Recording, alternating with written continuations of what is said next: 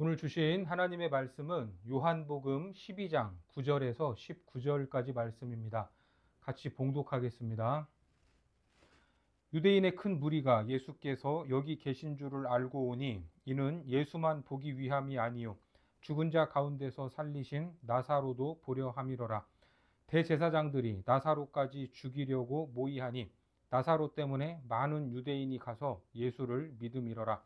그 이튿날에는 명절에 온 큰 무리가 예수께서 예루살렘으로 오신다는 것을 듣고 종려나무 가지를 가지고 맞으러다가 외치되 호산나 찬송하리로다 주의 이름으로 오시느니 곧 이스라엘의 왕이시여 하더라. 예수는 한 어린 나귀를 보고 타시니 이는 기록된 바 시온 딸아 두려워하지 말라 보라 너의 왕이 나귀 새끼를 타고 오신다 함과 같더라. 제자들은 처음에 이 일을 깨닫지 못하였다가 예수께서 영광을 얻으신 후에야 이것이 예수께 대하여 기록된 것임과 사람들이 예수께 이같이 한 것임이 생각났더라. 나사로를 무덤에서 불러내어 죽은 자 가운데서 살리실 때에 함께 있던 무리가 증언한지라. 이에 무리가 예수를 맞음은 이 표적 행하심을 들었음이로라. 바리새인들이 서로 말하되 볼지어다 너희 하는 일이 쓸데없다. 보라 온 세상이 그를 따르는도다 하니라. 오늘은 십자가를 향한 왕의 발걸음이라는 제목으로 하나님 말씀 전하겠습니다. 나사로가 살아나면서 초상집은 잔치집으로 변했고 나사로의 죽음을 애도하고 마르다와 마리아를 위로하려고 했던 조문객들은 한순간에 놀라운 사건의 목격자요 증인이 되어 버렸습니다. 이처럼 충격적이고 놀라운 사건을 봤다면 어떻게 하시겠습니까? 나만 알고 입을 꾹 다물고 있겠습니까? 그럴 수 없었을 것입니다.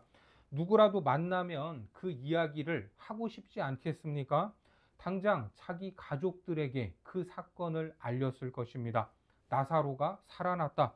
어떻게 그런 일이 있을 수 있냐? 내 두 눈으로 똑똑히 봤다.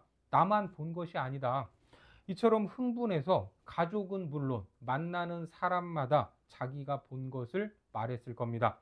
발 없는 말이 천리를 간다라고 했듯이 그런 소문은 삽시간에 퍼졌습니다.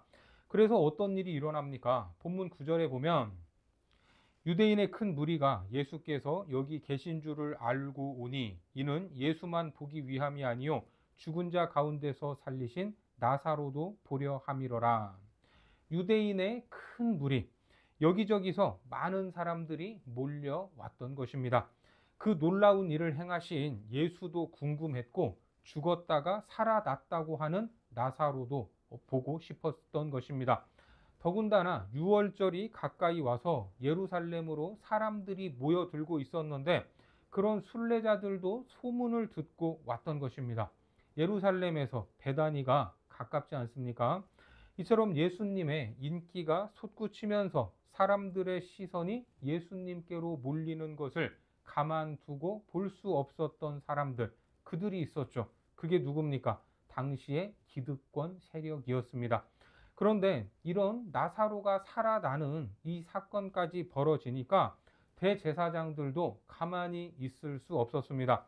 본문 10절에 보면 대제사장들이 나사로까지 죽이려고 모의하니, 이미 예수님은 죽이고 싶었고 이제는 누구까지요? 나사로까지 죽이려고 모의를 했다고 합니다.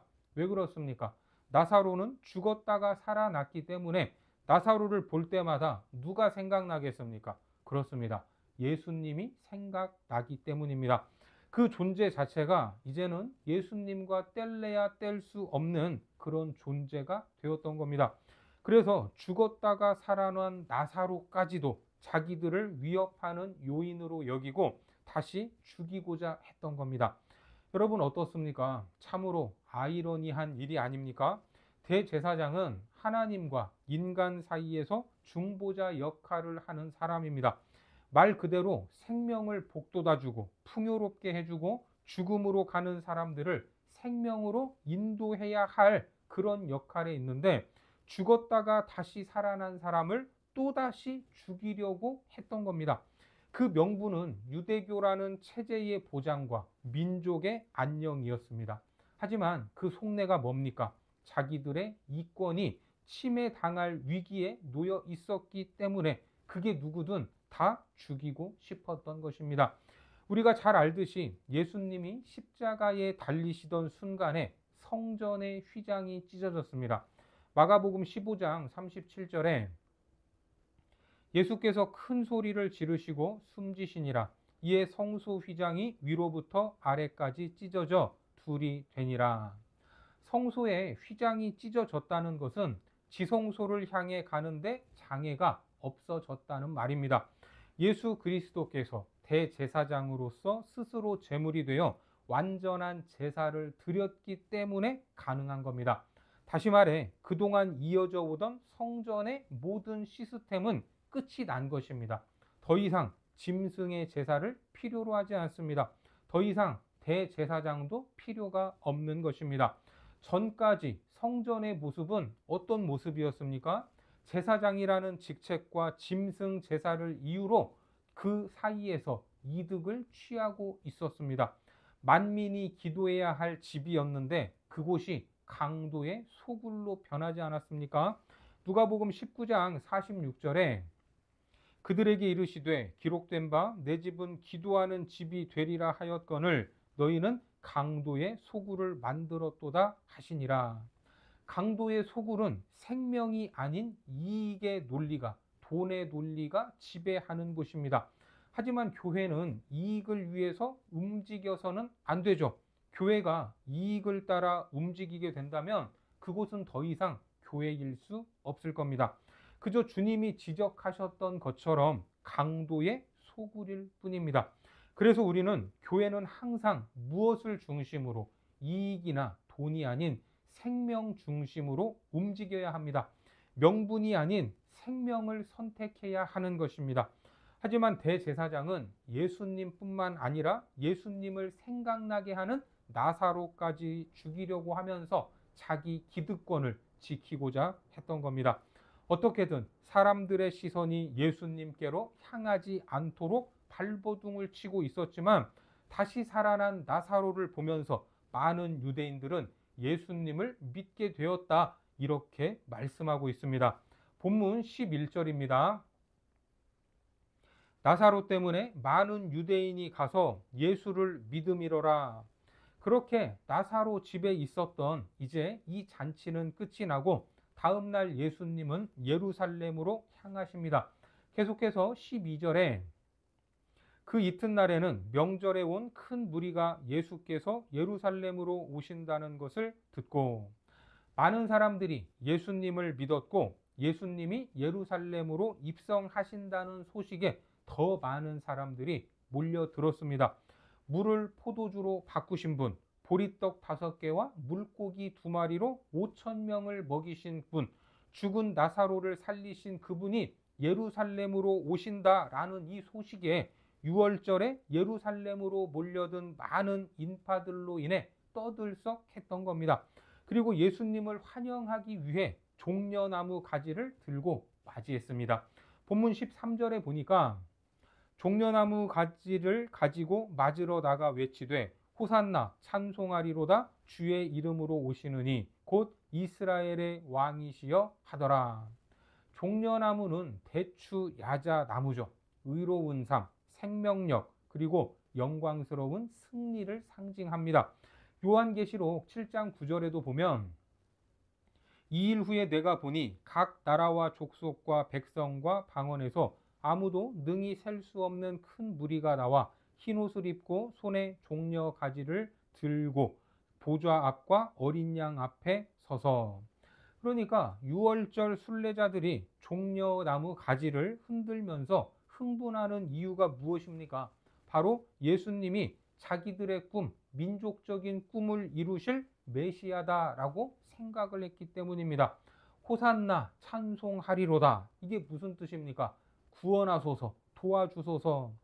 유대인의 전례 의식에서 늘 등장하는 말이기도 했는데 우리를 이방인의 압제에서 해방하소서라는 그러한 의미로 사용되고 있습니다. 그러니까 메시아가 오시면 로마의 압제에서 해방이 되고 억울한 일이 사라지고 역사의 중심이 이제는 이스라엘이 될 것이다 라는 소망입니다. 지금은 식민지로서 밑바닥 위에 있지만 이제는 거기에서 치고 올라오기를 바라는 마음이었던 겁니다. 호산나, 그러니까 예수님의 예루살렘 입성 장면은 누가 봐도 승리한 왕의 행차와도 같았습니다. 승리한 왕이라면 무엇을 타고 들어오면 딱 어울리겠습니까? 승리의 상징인 종려나무와 어울리기 위해서는 아마도 말을 타야 할 겁니다. 말도 그냥 말이 아니라 하얀색 백마를 타고 입성해야 딱 어울릴 것입니다. 그런데 왕의 행차와 전혀 어울리지 않는 모습이 이어지고 있습니다. 14절과 15절에 보니까 예수는 한 어린 나귀를 보고 타시니 이는 기록된 바 시온 딸아 두려워하지 말라 보라 너의 왕이 나귀 새끼를 타고 오신다 함과 같더라. 왕이 새끼 나귀를 탄다는 것은 무엇인가 어울리지 않는 이상한 장면입니다. 이게 무엇을 의미하겠습니까? 예수님은 분명히 왕으로 오셨지만 세상 왕과는 다르다는 것이죠. 왜요? 그분은 겸손의 왕으로 오셨기 때문입니다. 자, 이 말씀이 예언된 스가랴 9장 9절에 보면 시온에 따라 크게 기뻐할지어다 예루살렘에 따라 즐거이 부를지어다 보라 내 왕이 내게 임하시나니 그는 공의로우시며 구원을 베푸시며 겸손하여서 나귀를 타시나니 나귀의 작은 것 곧 나귀 새끼니라. 나귀도 그냥 나귀가 아니라 나귀 새끼입니다. 작은 나귀였습니다. 자, 이 부분과 병행 구절인 이 마태복음 21장 6절과 7절에 보면 제자들이 가서 예수께서 명하신 대로 하여 나귀와 나귀 새끼를 끌고 와서 자기들의 겉옷을 그 위에 얹음에 예수께서 그 위에 타시니. 나귀와 나귀 새끼가 있다면 여러분 같으면 무엇을 타시겠습니까? 당연히 나귀를 타야죠. 나귀를. 새끼 나귀를 타고 싶습니까? 새끼를 타면 뭔가 불쌍하지 않겠습니까? 그런데 새끼 나귀를 탔다고 합니다. 이렇게 사이즈를 강조하면서 나귀 새끼를 통해 그분이 얼마나 낮아지고 또 낮아지셨는지를 보여주고 있습니다. 특히 어린 나귀는 평화의 상징입니다.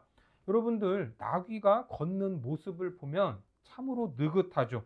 급할 것이 없이 자기 보폭으로 갑니다. 왠지 나귀는 뭔가 편안하고 만만한 것 같습니다. 하지만 말을 타면 생각보다 높아서 겁이 나죠. 그리고 말은 빨리 달리는 게 상징입니다. 그래서 말은 평화가 아닌 전쟁의 상징인 것입니다. 그렇게 왕으로 입성하시는 예수님은 흰 말이 딱 어울리셨지만 흰 말이 아닌 새끼 나귀를 타심으로 평화의 왕이다. 세상 왕과는 다르다 하는 것을 보여주고 계십니다. 이것이 바로 말씀에 대한 성취, 성육신에 대한 의미일 수 있습니다. 성육신은 창조주 하나님께서 누구의 레벨까지 낮아지시는 거죠? 피조물인 우리 인간의 레벨까지 낮아지신 겁니다. 히브리서 4장 15절에 보면 우리에게 있는 대제사장은 우리의 연약함을 동정하지 못하실 리가 아니요 모든 일에 우리와 똑같이 시험을 받으신 이로되 죄는 없으시니라. 이렇게 우리처럼 낮아지셔서 겸손해지셨기 때문에 우리와 공감이 가능하시다라는 겁니다. 우리의 아픔을 이해할 수 있습니다. 하지만 이 모든 장면들을 보고 있던 제자들, 사람들은 그때 그것이 무엇을 의미하는지, 이것이 어떤 상황인지 알지 못하고 있었습니다. 언제야 알게 됩니까? 16절에 제자들은 처음에 이 일을 깨닫지 못하였다가 예수께서 영광을 얻으신 후에야 이것이 예수께 대하여 기록된 것임과 사람들이 예수께 이같이 한 것임이 생각났더라. 요한복음에서 말하는 영광, 그 영광이 무엇입니까? 보내심을 받은 예수님께서 보내신 자의 명령을 완수하는 것입니다. 그분의 죽음 자체가 영광인 겁니다. 지금 이렇게 호산나를 외치고 환호하면서 종려나무 가지를 흔들고 있지만 그리스도가 그리스도가 십자가에서 죽으신 다음에야 예수님에 대해 기록된 것, 사람들이 호산나를 외쳤던 것이 어떤 의미였는가 하는 것을 비로소 깨달았던 것입니다. 많은 사람들이 예수님을 환영하기 위해 나온 이유는 죽은 자를 살린 것을 보려고, 그 현장에 있는 사람들이 소문을 내니까 다른 사람들이 몰려왔던 겁니다. 그렇게 많은 사람들이 예수님을 메시아로 맞이한 것은 다른 것이 아니라 바로 죽었던 나사로가 살아났기 때문입니다. 17절과 18절에서 말하고 있죠. 나사로를 무덤에서 불러내어 죽은 자 가운데서 살리실 때에 함께 있던 무리가 증언한지라. 이에 무리가 예수를 맞음은 이 표적 행하심을 들었음이로라. 어떻습니까? 나사로가 살아나는 장면을 본 사람들은 평생 그 장면을 잊지 못했을 겁니다. 적어도 그들은 그 사건 현장에 있었던 생생한 증인이 된 것이죠. 여기서 증언하다라는 이 말의 시제를 보면 미완료 과거 형태로 되어 있는데, 이것은 증거하는 행위가 계속되고 있다, 반복되고 있다는 것을 의미합니다. 요한복음 12장 17절을 영어 성경으로 보시면 맨 마지막 부분에 뭐라고 되어 있습니까? Continued to spread the word라고 되어 있습니다. 그러니까 나사로가 살아난 사건과 예루살렘의 입성은 전혀 다른 동떨어진 사건이 아니라 관계가 있습니다. 나사로가 살아난 사건이 무엇을 예표하고 있습니까? 그렇습니다. 예수 그리스도께서 죽으시지만, 그렇게 무덤으로 들어가시지만 그 안에서 썩어가지 않고 다시 부활하실 것을 이 나사로의 사건을 통해서 예고하고 있는 겁니다. 그래서 순서로 보면 죽은 나사로가 살아나고 예수님이 예루살렘으로 입성하는 것은 부활하신 예수님께서 진정한 왕으로서 승귀, 영광을 받으신다라는 것을 의미하는 겁니다. 이러한 하나님의 구원 계획, 하나님이 이렇게 예표로서 보여주고 계시는데, 이러한 구원 계획을 막을 수 있겠습니까? 없겠습니까? 막을 수 없습니다. 욥기서에 보면 이렇게 말씀하고 있죠. 욥기서 9장과 11장에 하나님이 빼앗으시면 누가 막을 수 있으며 무엇을 하시나이까 하고 누가 물을 수 있으랴. 하나님이 두루 다니시며 사람을 잡아 가두시고 재판을 여시면 누가 능히 막을 소냐. 그렇습니다. 하나님이 하시면 아무도 막을 수 없습니다. 그런데 이런 고백이 누구의 입에서 나오냐면 다름 아닌 바리새인들의 입에서 이러한 고백이 터져나오고 있습니다. 본문 19절에 보니까 바리새인들이 서로 말하되 볼지어다 너희 하는 일이 쓸데없다. 보라 온 세상이 그를 따르는도다 하니라. 음모를 꾸미고 예수를 체포하고 죽이려 했던 모든 것들이 이제는 다 끝났다는 겁니다. 왜요? 온 세상이 그를 따른다라고 말하지 않습니까? 이것은 새로운 시대의 생명력을 보여주고 있고, 유대의 지도자들이 가졌던 특권은 이제 해체될 것이고 새로운 세상이 열렸다라는 자기 고백인 것입니다. 어떻습니까? 이 구절만 보면 당연합니까? 당연하지 않습니까? 너무나도 당연한 일입니다. 어떻게 예수님이 가시는 그 길을 막을 수 있겠습니까? 하지만 이것이 끝이 아닙니다. 사람들이 예수님을 환호하며 호산나를 외친다고 해서 구원이 완성되는 것이 아닙니다. 그들의 외침, 그들의 소망이 이루어지기 위해서는 예수님은 그 십자가를 끝까지 지셔야 합니다. 그 위에서 온 인류의 죄악을 지셔야 합니다. 그래야 이루어지는 겁니다. 바리새인들의 푸념 같은 말, 너희 하는 일이 쓸데없다. 보라, 온 세상이 그를 따르는도다. 이 말은 예수님의 죽음이 아니고서는 이루어질 수 없습니다. 그래야만 진정한 평화를 얻을 수 있는 겁니다. 세상에서 살아가는 사람들은 모두가 평화롭기를 원할 것입니다.